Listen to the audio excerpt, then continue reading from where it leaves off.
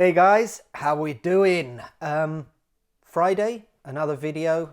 It's also Easter, so I'm a little bit later than I normally would be on these videos. I've been having a slow morning. It's actually a public holiday, right? So taking it easy and slow. I hope you guys are as well. I know not everybody is celebrating Easter.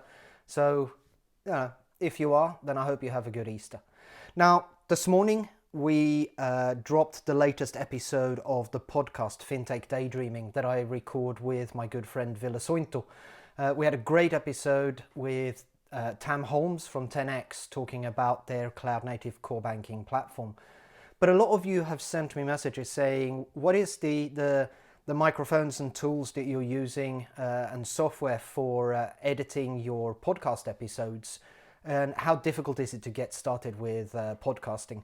So I thought I'd do a quick video around what I'm using. And I will honestly tell you, getting started with podcasting is so easy. You don't need a lot. You just need a decent microphone to start with. And I actually recorded the first couple of episodes using this, which is a Jabra hands-free Bluetooth speaker and microphone.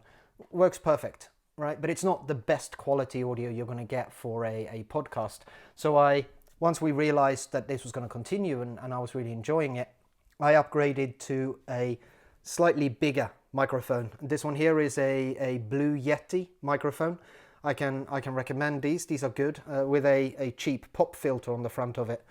You don't have to get the expensive Yetis. You can get the ones that are a little bit cheaper.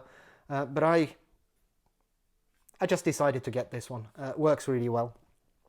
We also, as you know, publish the videos from the podcasts onto YouTube. So for that, need to have a half decent camera.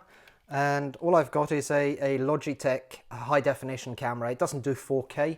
4K would be really nice, right? But it's good enough, I think, right? Most people come to the podcasts for the guests and the discussions rather than the video. Well, I hope so.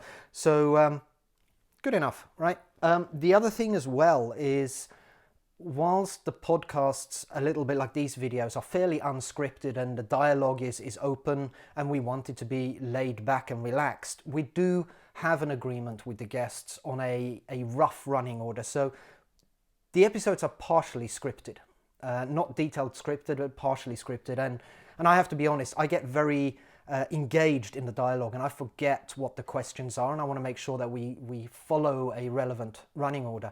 So I have the episodes loosely scripted, available on my iPhone, which sits as a teleprompter just above my camera. And for that, I've got a remote control. So I'll link to the tools that I'm using. Like I said, it just helps me to remember where we are in the running order, etc. And then as far as software is concerned, we record using Zoom. We tried a couple of different packages and Zoom worked out to be quite nice. It deals with the audio in a good way. We also tried using some other teleconference style software that did some weird things to the audio. So Zoom worked quite nicely for us. There are others out there. Let me know what you're using, but Zoom seems to be working for us at the moment. And because we realized that the video was quite good quality and we could play around with it, that's why we started putting the episodes up onto YouTube as well. I edit the videos using Shotcut on my MacBook Pro, which is an open source video editing software. It's really good. The nice thing with that is when I export it, I can export also the audio file, so I don't have to edit a separate audio for publishing onto the podcast channels. I can use exactly the same edit that I've done for the YouTube video. So I edit for the video and then export both as a 4K video, but also then an MP3 audio for all the other channels. And then lastly, we use a platform called Anchor FM, which you create an account on the Anchor FM, you upload your podcast episode to Anchor FM, and then Anchor will actually distribute your podcast to all of your other podcast channels, you know, your Apple, Google, Spotify, etc. So it's a nice way of distributing to all the relevant channels where all your listeners are subscribed, rather than you having to do it one by yourself. I will link all of the tools and products that I'm using for the podcast in the description. If you want to know more, reach out to me. I think podcasting is one of the most fantastically rewarding things to do. I'd like more of you to do it. So if you need some help, if you need some pointers, or if you've got some advice for me, please let me know.